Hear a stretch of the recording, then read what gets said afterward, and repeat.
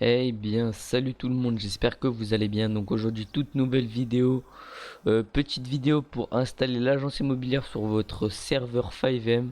Donc comme vous pouvez voir derrière, il y a une propriété qu'on peut acheter. Donc on va aller la visiter tout de suite. Donc c'est un système de points comme ça que tout le monde y a accès. Donc personnellement, sur un autre serveur, j'ai enlevé les visités, etc. pour éviter que lors des braquages, nous puissions se cacher dans les maisons. Du coup, ce qu'il fallait faire, c'est acheter la maison, la visiter, bref. Mais c'est plus sécurisé quand même. Ouais, donc là où je suis allé, il y avait le coffre, etc. Où on peut tout faire. Voilà. On va sortir, on va aller voir l'agence immobilière. Donc il y en a plusieurs, il n'y en a pas qu'une des propriétés. Voilà, donc il y en a là, là. Il y en a même là-bas, là, tout là, ouais. Il y en a exactement 17. Voilà. Euh, donc moi l'agence immobilière je l'ai placée juste ici avec un petit mapping, donc on va aller tout de suite. Je vais juste me TP juste à côté pour éviter de rentrer dedans. Voilà, donc on se TP tout de suite et vous allez voir c'est très stylé, hein.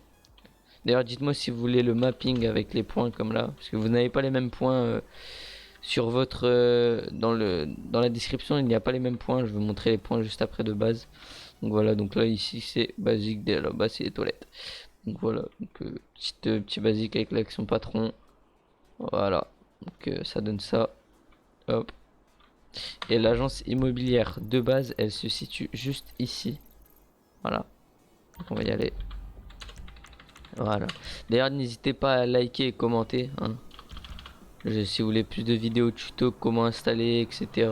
Comment ajouter. Voilà. Donc ici, vous aurez un point de TP qui vous TP dans le bâtiment juste là avec un. Donc dans les scripts que je vous ai donné, il y a un mapping déjà. C'est le mapping de l'agence IMO. Vous avez les points patron, point TP, etc. Donc voilà, donc elle se situe juste ici, voilà. Donc on va passer à l'installation et au téléchargement des fichiers. Et puis à tout de suite.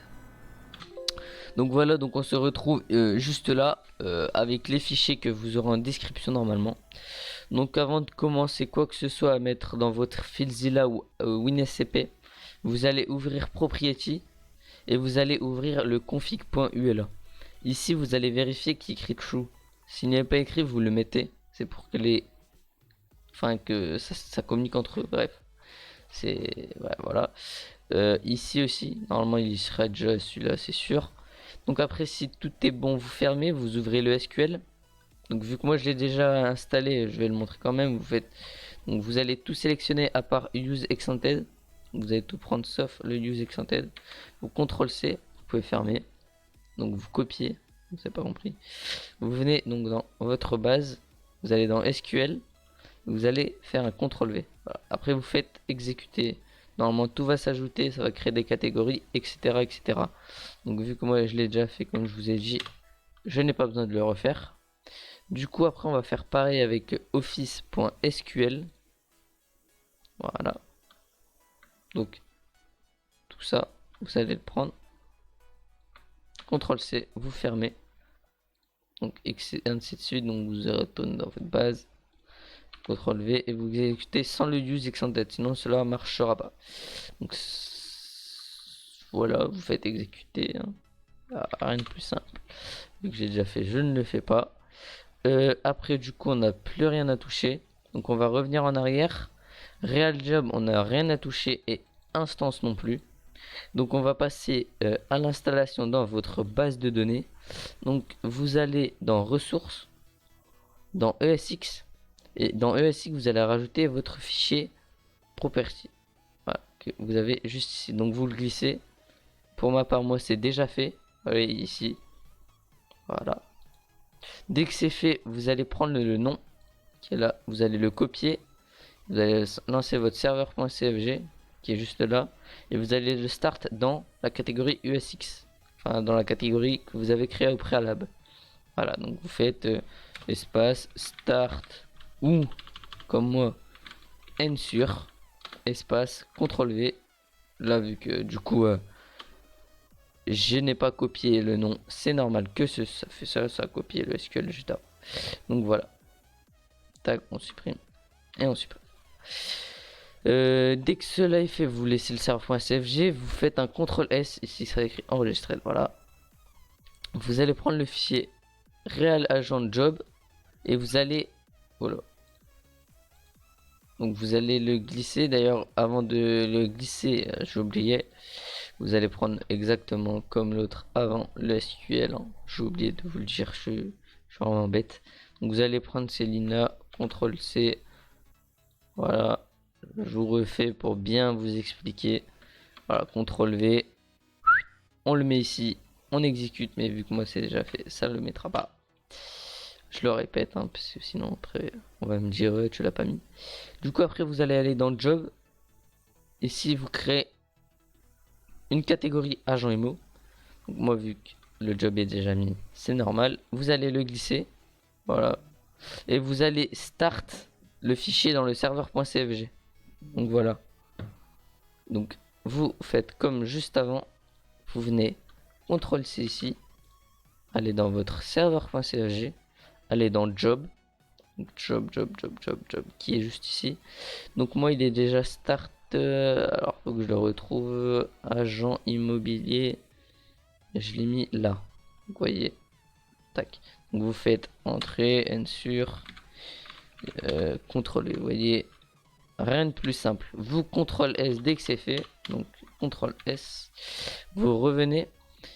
Dès que cela est fait, vous allez aller dans non ESX. Donc je répète, non ESX. Vous allez bien dans cette catégorie.